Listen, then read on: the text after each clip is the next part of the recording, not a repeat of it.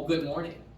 I'm Dylan Helmenstine. I'm running for Wisconsin State Treasurer in the Democratic primary, which is 5 days away on August 11th. And so it is coming up quick. I know we are all feeling it. And then August 12th, it is time for unity, and we will get together and we will be electing a trifecta for the Democratic Party in Wisconsin in November. So the state treasurer is an office that is an important part of getting a clean sweep in Wisconsin because, as we know, after 15 plus years of Republicans being in control of the legislature, we're going to need every office to get Wisconsin back on track, and we're going to need everybody on board to get that done.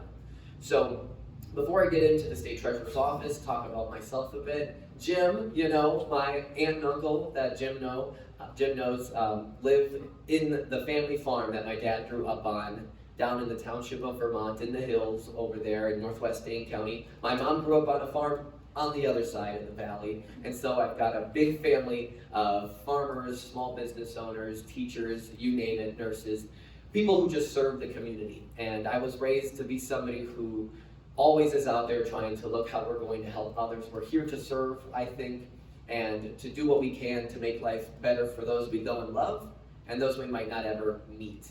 And I think that's why you're all here today too, is we're interested in making a better Wisconsin for those that we love and those we might not even ever know. So that service and that drive to serve others has got me in a bunch of different roles. I got my master's in public affairs, degree in economics, moved back home to that rural area in Wisconsin, northwest Dane, called the Wisconsin Heights area. Got elected to the school board, then to the village board, was president of the EMS district for the community, serving 2 villages, 4 townships.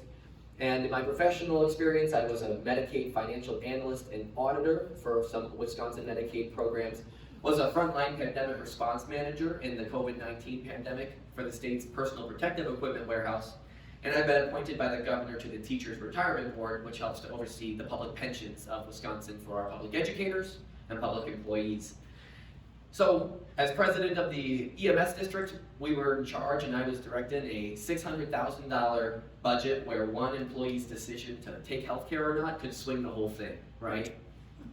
To the public pension boards of $155 billion, where we need to make sure we're managing these funds effectively for our retirees who have done such incredible work on behalf of the public.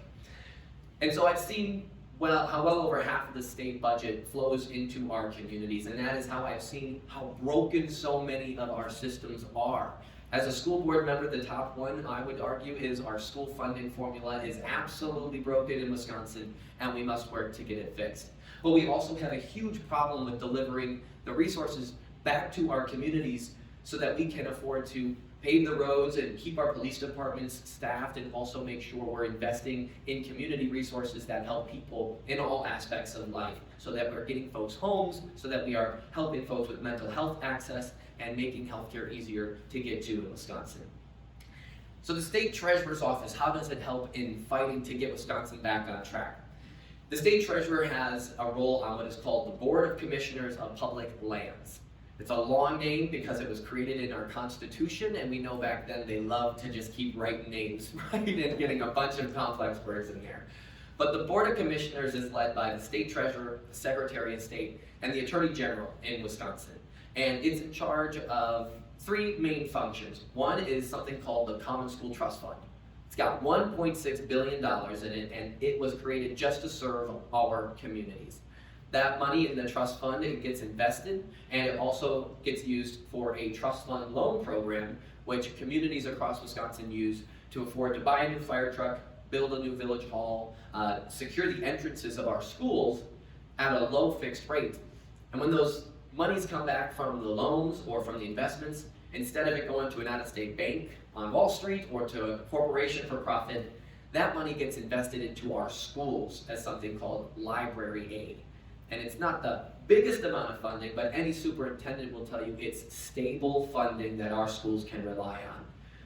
And we created that back at the start of our state, in the state's constitution. We used public power for the public good to set up a system that helps us in every aspect at our schools and in our communities.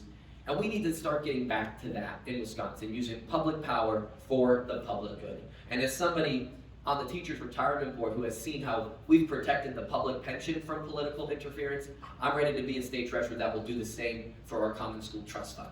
Because we know that Republicans have tried to get rid of the state treasurer's office. Back in 2018, when Sarah Godlewski came onto the scene to protect this office and defend it from that terrible amendment that would have gotten rid of it, it was because Republicans were trying to get rid of an elected position that could talk to people about the corruption and the waste and abuse we see from Republican policies with our tax dollars, and they wanted to get their hands on this Common School Trust Fund money.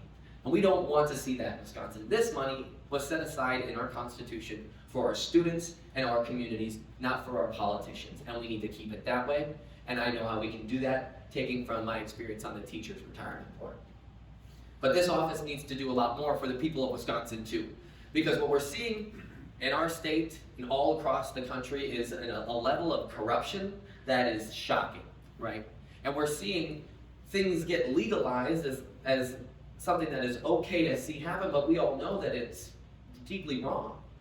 For example, when I was a Medicaid financial analyst and auditor, I saw Medicaid on the inside, and I saw how we have so much of our tax dollars going to private insurance companies to manage our Medicaid system. So we're paying six-figure salaries or supporting the six-figure salaries for health insurance executives instead of delivering that money to the people for access to health care. So we have allowed in so many ways our systems to be built so that public dollars are not going to the public good, they are instead supporting private interest.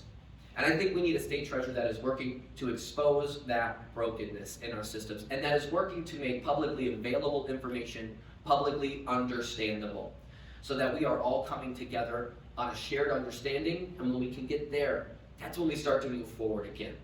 And here's my proof that that can still happen in Wisconsin. Back in January, I led the charge at the School Board Association to get 93% of school boards to vote all on the same page to demand the special education funding we were promised in the state budget.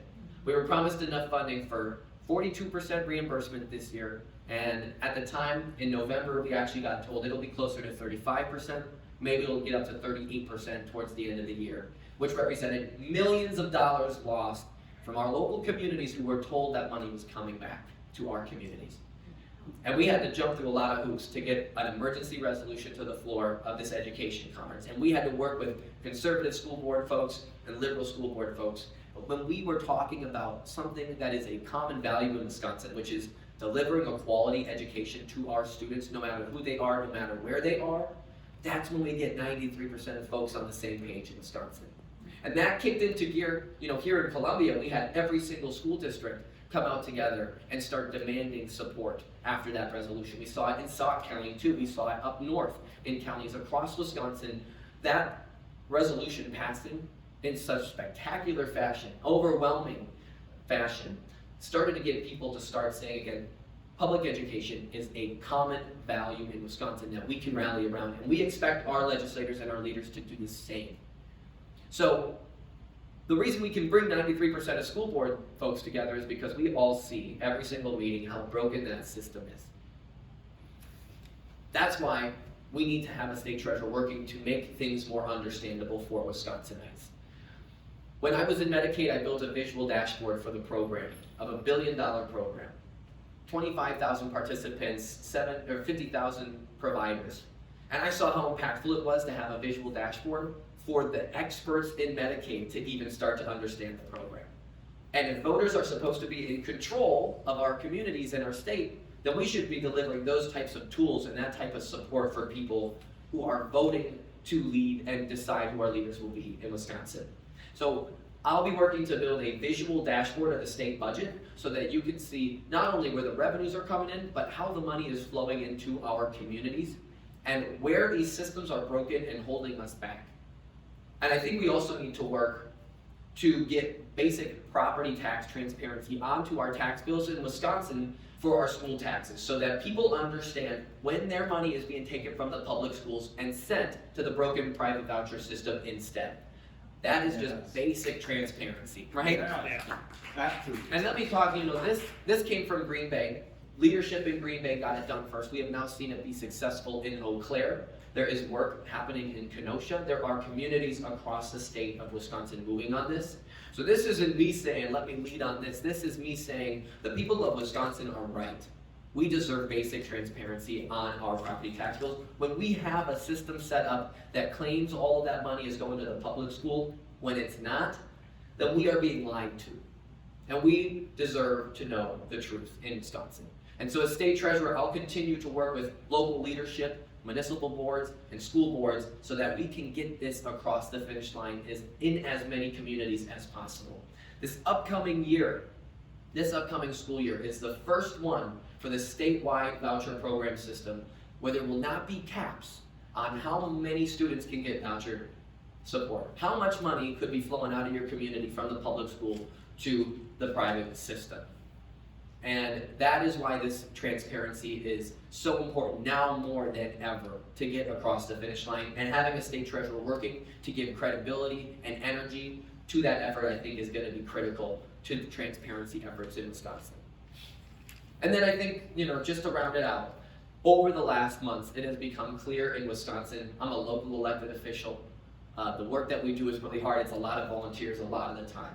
But whether it is Southwest Wisconsin rural communities or the cities of Janesville, the cities of Madison, folks up in Green Bay, it has become clear that Wisconsin is not ready for more data center construction. And it is time for a one-year moratorium so that we can get statewide regulation that will protect our communities, ensure union labor standards, and community benefit agreements before we see more construction of these centers, because there's just too many questions, and Wisconsinites, again, deserve transparency and answers, and an end to the abuse of the non-disclosure agreements that have been used to sneak these projects through underneath the public's watchful eye. So, that is basically what I am asking you to vote for me for. A state treasurer doing more for you. A state treasurer that is working to enhance transparency, but more importantly, understandability of Wisconsin government, so that we are restoring power to the people in Wisconsin. Because now in Wisconsin we have systems of government that are set up for legislative aides, lawyers, and consultants. It's a system that money has a bigger say in than the people. And we need to get back to a Wisconsin where our public power and our public institutions are serving the people. And we do that in part with a state treasurer working with that singular idea in mind. How do we keep our government transparent, understandable, so that people are in control? And so on August 11th, I'm asking you to vote for me so that that is what we get on our slate, and that is what we get in our state treasurer in Wisconsin. Yes. Okay, do you have a staff, and if so, how many people? That is a critical. Could you remind me of your question? Your name? What? Your name? Arlene. Arlene, thank you. Critical question, Arlene. The state treasurer's office, like I had said, has been under attack by the Republican legislature. There is no staff. Sarah Godlewski was working to get one position transferred over from the Department of Revenue, and she served. Okay, So, are you saying that, so what you have is a possible big voice? yes, and everything I outline as my priorities are things we can get done in the state treasurer's office without additional staff and without additional legislative change or statute. Because I think it's really important right now to say that we have a state treasurer in office that is not doing enough for the people of Wisconsin, a Republican who ran on saying, I'm going to do just the job description and no more. But we can have somebody who's building a visual dashboard with the website right now, and I have the experience to do that. And we have, Excuse me, the diagram or whatever you said, the model that you came up with, is that on, like, do you have a website or? this was a Medicaid system. It was an internal Medicaid system. So I would be building up from scratch like I did that database for the state's budget. There's something called the Legislative Fiscal Bureau in Wisconsin. This is an agency with another long name that helps the legislature build the budget. But if you were trying to go and read that, it's so dense that most voters, you wouldn't get through the first 5 pages in a few hours. But we deserve to have a dashboard that can present that information quickly to people so that the Wisconsin voters are in this process as much as any specialist. So you're calling it the dashboard? Yes. Okay, that is the key word. Okay, and So you are a watchdog, basically. Yes. You are a very informed watchdog. Yep. So Dylan, that database you're talking about, once you build it, how or where exactly would folks go Yeah. to find it? There is a Wisconsin State Treasurer's website that is out there. We would also work with local governments so that they are linking to it or hosting at the same time. And That that, information. yeah, that was my point. And so many folks, they look at just their local community. Yeah. They don't look past. Yeah. And if there was some way, here, Port Strong, Mhm. something like that, and the mayor has a lot of posts. Yeah. So that rather than me bypassing the community I live in, instead coordinating that way with all the communities Yeah. as you're laying out this information. Absolutely, and so I think that we have to do work to change the way we think of government transparency in Wisconsin. The information, it's out there. But we live in a world where we no longer have a media that is strong enough or sometimes independent enough from corporate power to inform the public of what's really going on. Especially local media, we have seen an unfortunate collapse in Wisconsin nationally of local media who has the time to do that. So we need to not just have publicly available information. That's why I say we also need to have publicly understandable. We need to bring government to the people and explaining these things with visual support, because that is really where we've gotten to in a lot of ways in Wisconsin. And right now, I'm on a school board, a village board, the teachers retirement board. There is this sense in Wisconsin of, well, if folks want to know, they can spend the time to learn it. But life is busy and life is hectic.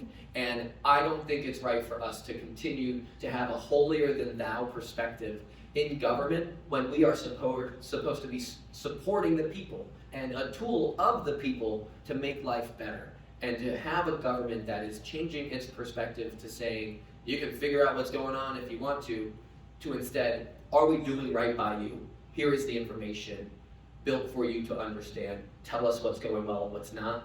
That version in Wisconsin is how we start rebuilding trust and get moving in Wisconsin again. Yes. Do you have a yard sign? Yeah, right back there I got some yard signs, yes. Hi, your name? Hi, my name is Ellen, Ellen. and I apologize for being late. Oh, Over at the library. thank you for coming. I probably missed this by not being here on time, but can you tell me a bit about your background, your education, where you're from? Yeah. Why you want to do this? Absolutely. So I'll do the short version, right? I'm from Black Earth, Wisconsin. Grew up there. My parents, many generations in the farms there. I went to UW-Madison for a degree in economics, master's in public affairs. In that process, got thrown into the COVID-19 pandemic as a frontline response manager. I was in charge of 150,000 square feet of floor, was a citizen commander of National Guard troops at one time. This was the warehouse Wisconsin used to get PPE out the door to our healthcare workers in the heat of the pandemic. Then I went on to become a financial analyst and auditor for Medicaid programs, got elected to the school board and village board back in Wisconsin Heights, Black Earth, Wisconsin, my hometown. Have been president of the EMS district, on the teachers retirement board of Wisconsin, appointed by the governor. And when you do all of those things, and you see government from the inside as a state employee and an emergency support staff, when you see it as an elected official in a rural community, you see how all of these systems are broken. And you see how that brokenness leads to confusion, leads to division, and leads to a collapse of trust in our local communities and in each other in Wisconsin. And I think that has been on purpose in many ways, systems built to create that distrust, and we need to fight against that. And I think a state treasurer focused on making an understandable government that is working to bring government to the people and ask for it to be justified and proving itself to the people instead of far away, and if you want to know, come figure it out. That is how we start rebuilding that trust. Because I'm very proud of the state of Wisconsin. I'm very worried of what happens if we continue to see collapsing trust in our local public schools, collapsing trust in local mayors who are working so hard just to make life work in Wisconsin. And that's what we've got to fight against. Was that pretty? Well, what do you do in your spare time? So, when I decided to run for office, yeah, right, now I campaign. I've been working at a coffee shop in Maizomanie to make the ends meet a little bit. It's been the last month I haven't been because I've been travel. I used to play volleyball. I used to be doing community theater. I can't do those this year as much, but it's a passion for me. I think in one way, when you run for office or you're involved, it helps you not have to pay attention to the national politics so much, which is nicer. But you also know you're working with people. Even conservative folks will come to the table at these local levels of government. I don't know if I told this story when I was at Coco Dems the last time. When I was president of the EMS district, somebody who had been on the school board a decade ago came over to talk to me, because he's on the EMS board too. Very conservative gentleman. And he was like, Dylan, this is crap, the way we are funding our schools. It's so broken, we've got to do it this way, saying, you know, more money if you're in rural, more money for transportation costs if you're in the city or in rural. We've got to care about English language learning and how expensive that is. And I said, Tom, you're right, and that's what the Democrats are talking about, by the way, right? And he's a Republican, and I'm not sure he'll vote for a Democrat, but he said, you're right. He's been in the room. He knows how it works. Yep. Yeah. Connie? Can you talk a little bit about, the transparency of vouchers? Yes. Is important. And in order to get that on everybody's tax bill, local issue or community state, and then how much money per pupil is going for voucher students versus what's going per pupil on average to local district? So many levels, Connie. Here we go. So, we could get state law to require that transparency. The gubernatorial candidates talk about it. I would be over the moon if the state legislature in January passes a law requiring it to be a separate line item, just like a referendum, for how many property tax dollars you're paying in that are going to the private voucher system. That would be the best way to get it done. And I think that part of this conversation about doing it locally is just to build the pressure and the awareness for this issue, so we can hopefully see it at the legislative level with a gubernatorial signature. Critical. We can do it locally in the meantime, though. There's also been some conversation across the state that county treasurers are a little questionable of whether this is the right thing to do or not. In Green Bay, they got on the bottom of the property tax in the notes section, specifically how much that local municipality sent to the private voucher system from the taxes. Some county treasurers appear to be pushing back and saying, actually, you do an insert, a separate piece of paper, but we don't want anything more on the tax bill. I don't think that's good enough. I think that it needs to be on the exact same piece of paper where it says your money is being paid to this, this, and It's this. so much like a grocery bill, for Pete's sake. Exactly. You get that bill, you know what you bought. Mhm. It's right there. Mhm. And why they can't include that doesn't, it's only the high enough. Well, I mean, like I go to Walgreens and you get the two pieces, right? You get your receipt and then you get your Walgreens cash back when you visit again. And I always lose that, but I always have the receipt, right? And that's why we need it on the property tax bill, Janice. So as the state Wait a treasurer, minute, can you answer the This. voucher, how much money is going Yes. vouchers? So this is the wild part. The elementary voucher is 10 grand, give or take a little bit.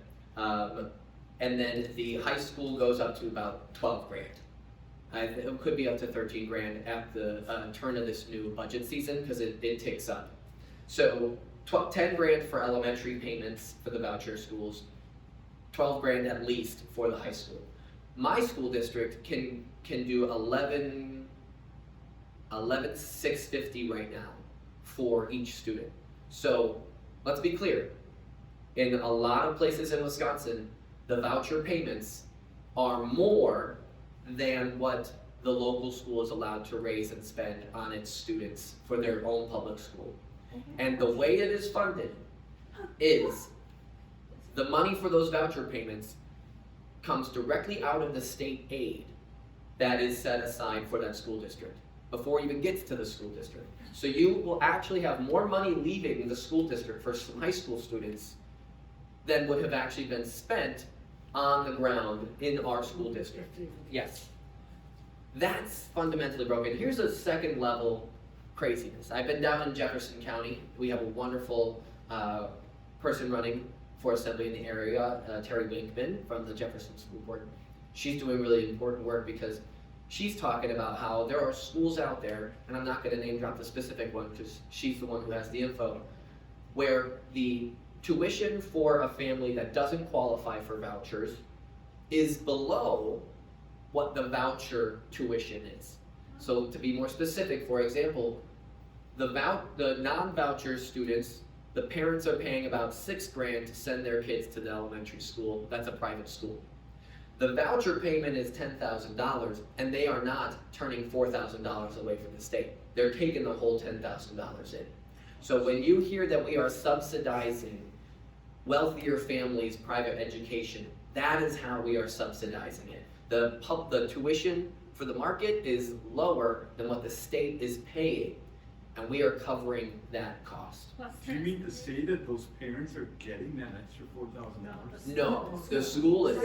The schools are. The schools are getting that extra money, and we don't require the same type of public oversight of those dollars for private voucher system schools as we do the public school board run public districts. So that money, that is $4,000 more than the market rate, what's it going for? Is it going over to subsidize? What's the money actually being used for? Well, we don't really get to know here in the state of Wisconsin, and that is fundamental failure of transparency. This That's- is called business. Right? And it's, Yeah. at the bottom line is profit. Yes. So for every student who is getting that voucher, they have $4,000 unaccountable. Right. Unbelievable. That's a lot of money. And It it's- is. Yeah, there's 10 students, there you go. And, you know, I mean, the owner of the business, the private school, probably has 2 homes and Well, it's certainly profit off of education, which is not what we are about here in the state. It was off of kids. Yes.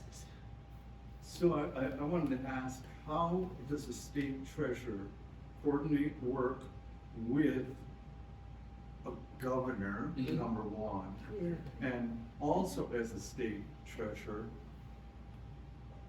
would you be involved in reworking that 2/3 formula, that part of that, which I still don't understand, seemingly really broken Yes. funding formula? It's absolutely. Is that something you would play a role in fixing, and then how you would coordinate work with a governor, regardless if it's a Democrat or Republican?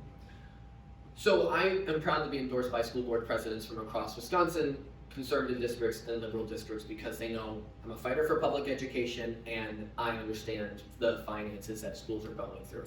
I would be excited to work with the governor, the Democratic governor in trifecta, that will be working to fix our school funding formula, starting in January. It'll take a while though to fix it because we are really down a creek, and most people don't understand that Wisconsin has such a complex system of school funding that we have our own category when we are compared to other states for how we fund our schools and how we fund special education. So it is going to be a huge rework.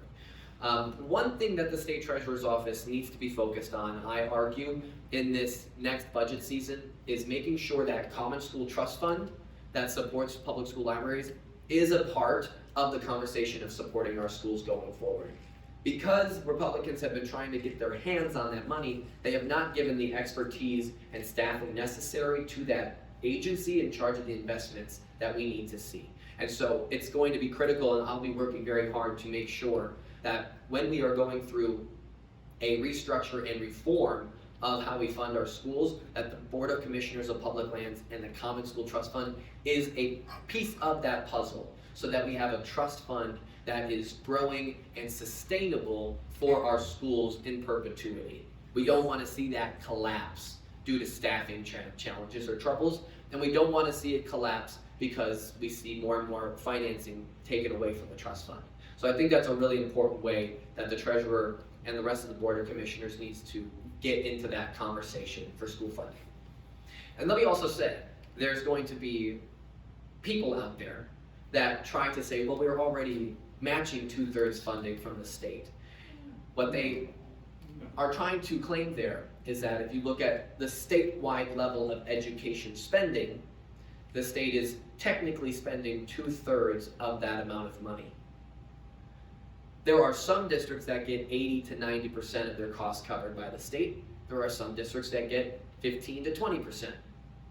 The deal that was made back in the 90s and that we need to get back to, and that actually has always been here in Wisconsin, 2/3 funding has always been a constitutional idea here in Wisconsin, or a foundational idea in Wisconsin, has meant that each community's public education would get 2/3 funding. That has always been what the idea has been. So we should be very clear on that. That yes, we want a fair system of funding in school districts across Wisconsin, and there are some that need additional help in comparison to other wealthier communities. But we can't sit here and claim we have 2/3 funding when I know here in Portage that that is not what the school district here is receiving at all. So I have a question. You mentioned earlier that your family has had a long tradition of public service. And so your mindset was probably, geared towards doing that. But what was it specifically that got you to decide to run for your first office, school board? I think? School board? What drove that particular decision?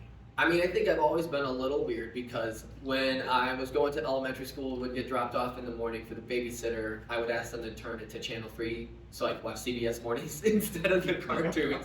So there was always something there. But specifically for school board, I'm a first-gen 4-year student. My mom has associates in accounting, but I was the first one to go to a 4-year school. And to have those opportunities opened up for someone like me was because of the teachers in my school who could see that I had the ability to go through and do that, right? And so I wanted to move home and make sure that other students were getting those opportunities laid out, but those opportunities are created and maintained by teachers who are in the classroom, especially now in Wisconsin, in a difficult time to be a teacher. So I wanted to move back and support that. And I think that's what public service is too, is you've got people in mind that you want to be helping out and to support, right? And so as much as it was about public education and the students in the community, it was also, well, I know that the teachers are working so hard, they deserve to have a school board that supports that work. And so that's why I ran for school board the first time. For village board, you recognize there's a lot of silos in the way that we do things in Wisconsin, and we don't always chit-chat enough to each other. And so I knew that I wanted to be on the village board so we could have a conversation as a community with the school, with the village, on our way forward.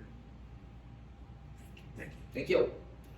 Hey, thank you, Mark, for asking 2 of my 3 questions. Oh, great. I will ask the third. Can you tell us more about your other volunteerism and other aspects of your volunteering life? Yeah, absolutely. In college, we've gotten to the point where my resume gets a little long, so I don't get to include it all on our literature.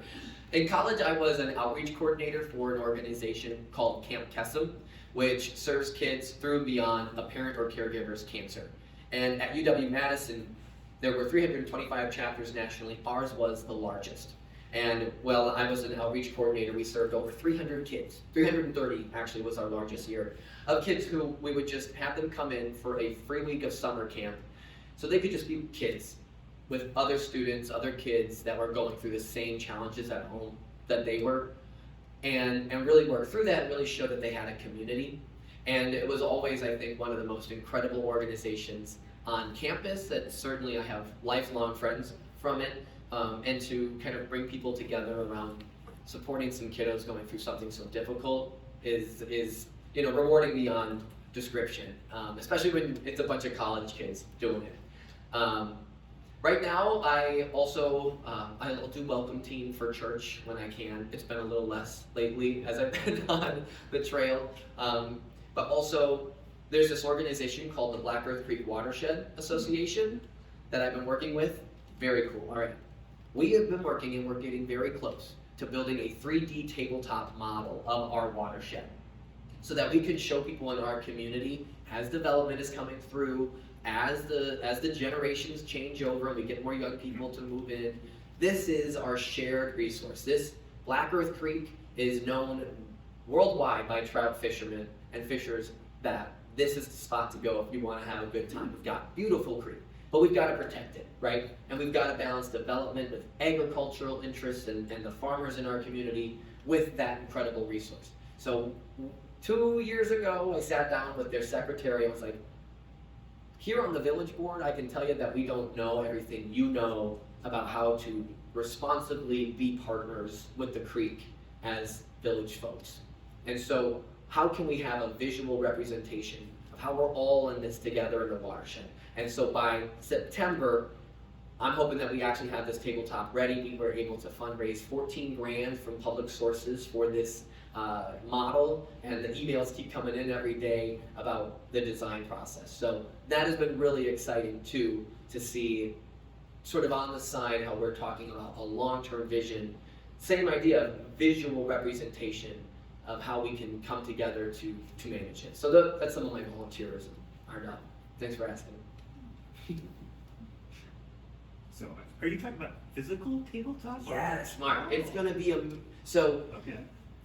I'm thinking computer, so Like a 3D. we will have both. We were able Okay. to get the financing for the 3D model first, and that tangible visual of being able to pour water in any part of the watershed and say, here's my house, and let's sprinkle some like sawdust here. Imagine if that's your like phosphorus from your what do you call it? Fertilizer. Thank you.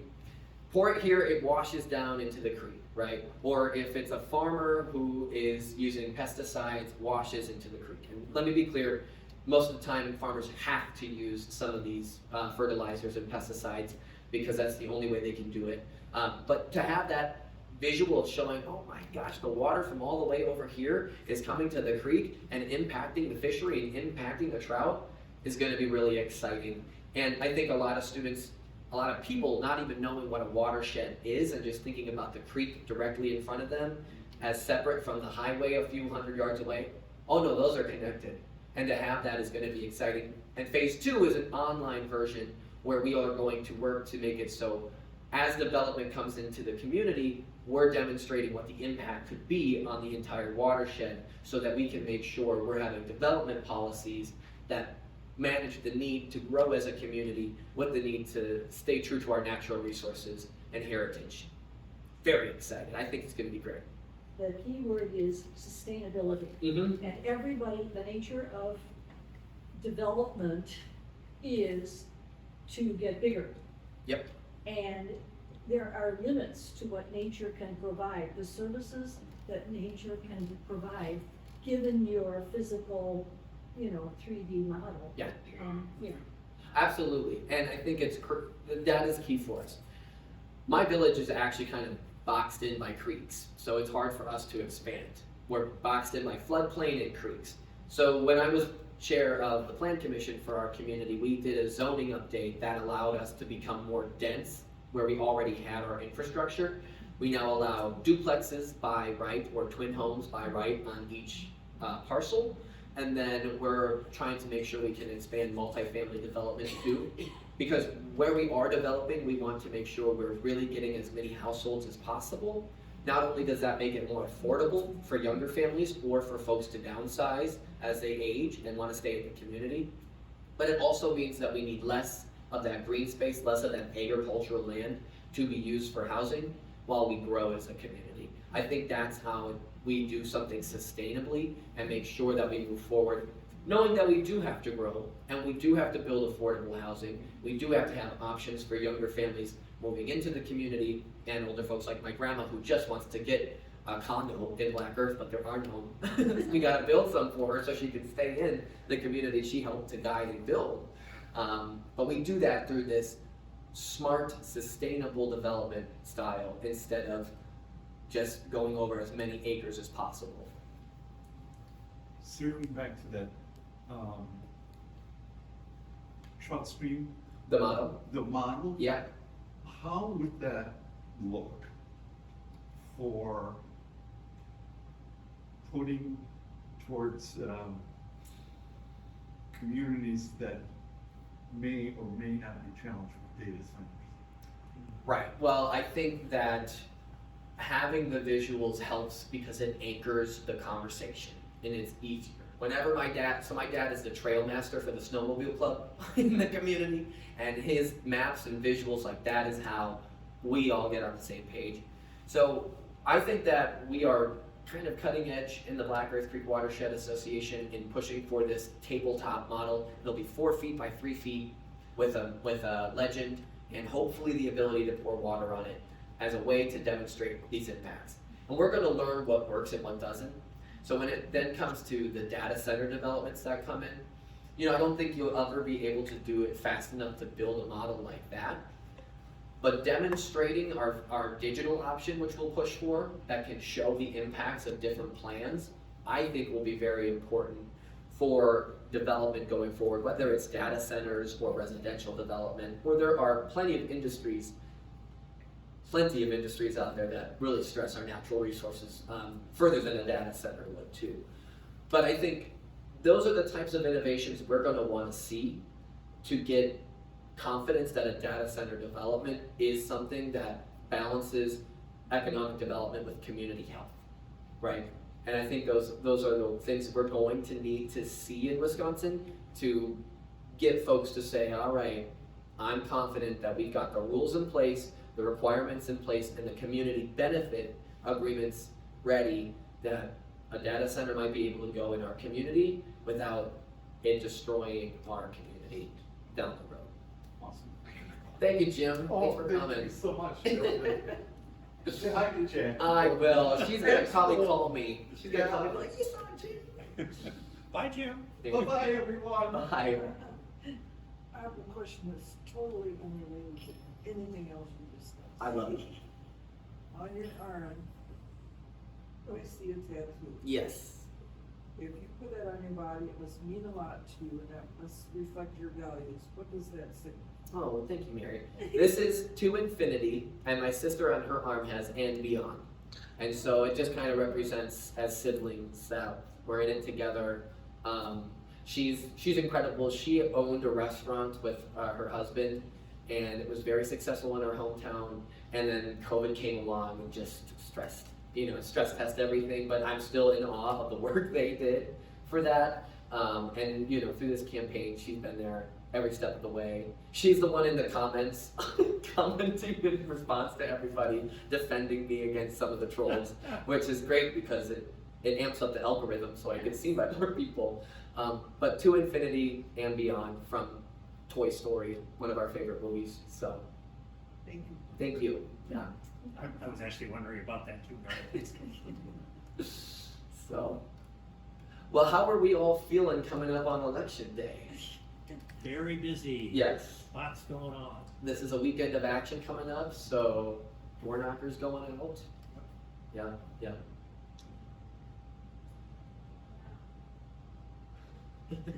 We just came off the fair.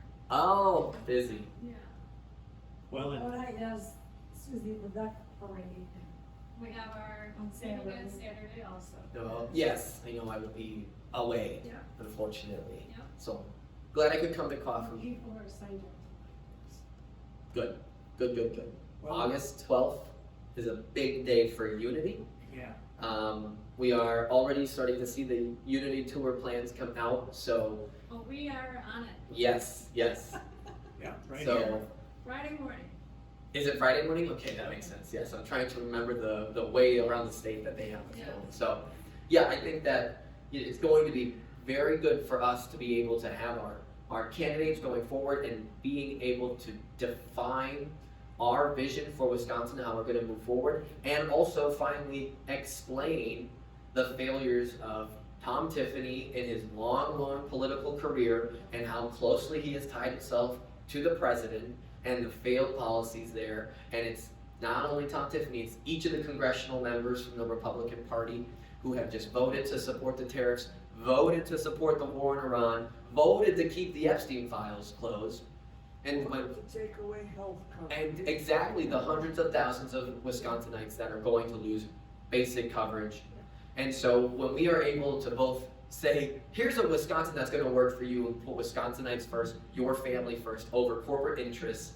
By the way, on the opposite side, you have policies that do the exact opposite. We are going to have a very strong campaign here in Wisconsin. We are going to have a strong message, and we are going, with the help of you all, on the doors. We're going to be winning in Wisconsin, and I'm very excited to see what we can get done. One thing that it's sort of late for this election, but responsibility. Mm-hmm. Voters must be responsible. Here in Wisconsin, we hear freedom, freedom, freedom, freedom, and there's no mention of responsibility to manage our society, to have a government that is, sustainable and fair to other people, and it doesn't overstress the natural resources. Responsibility is my key word. I'd like to see, every time we see the American flag, I would like to see the word responsibility under it. I mean, everybody says, thank you, veterans, but they never think of their responsibility to be an educated voter. Thank you. No, and to take it further, responsibility of, in Wisconsin, we were planning to spend $347 million on the Department of Veterans Affairs in this biennial budget over these 2 years that we have. And the war in Iran cost more than that from Wisconsin taxpayer dollars in the first 3 months. So responsibility, especially to folks who have done so much, to not then be responsible enough to say, actually, we're going to prioritize our veterans, right? Yeah, I think that's a great point. I mean, it's really critical. So I have a question that you've sort of opened up the agenda here just a little bit by talking about Tom Tiffany and international relations. Yes. Among a lot of younger people, and by younger I mean younger than the demographic that's sitting in the audience here, there is a Maybe like Nick. okay, well, yeah, but yeah, 40 and under. Yeah.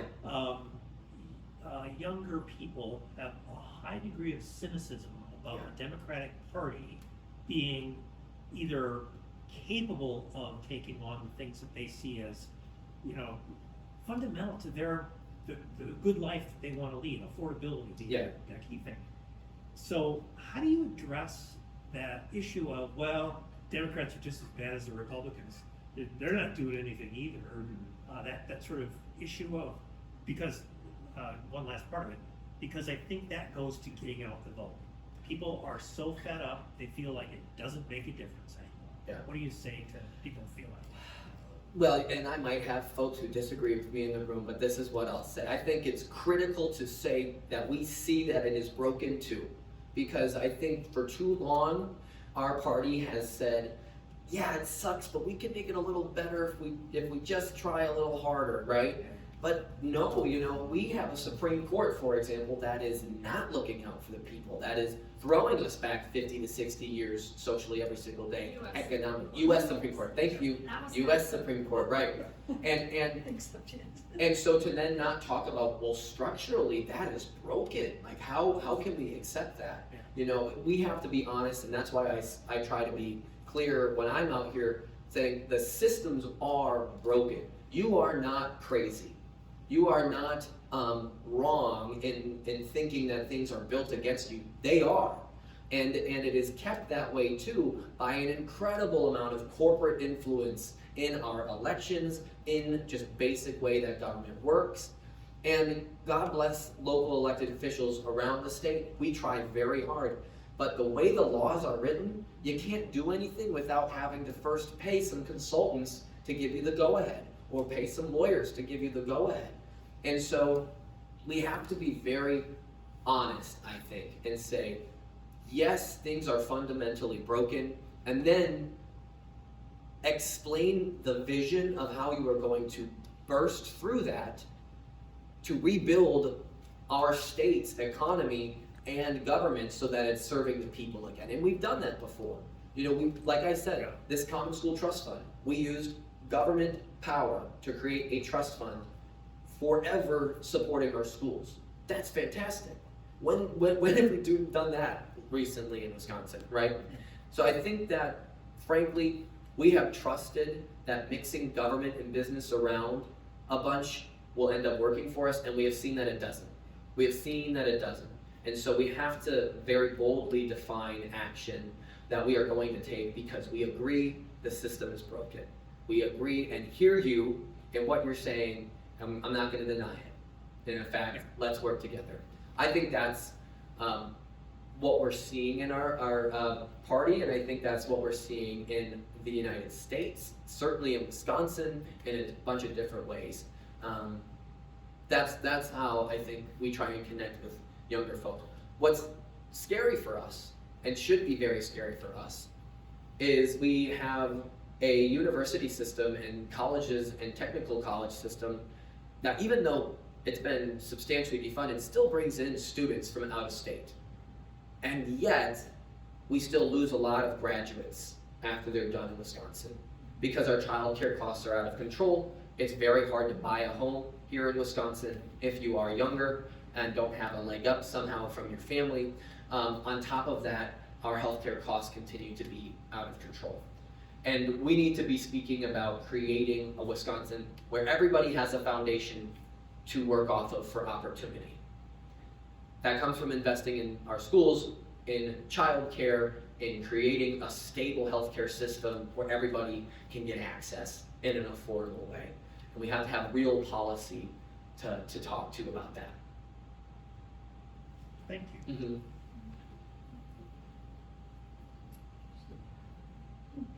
Well, great.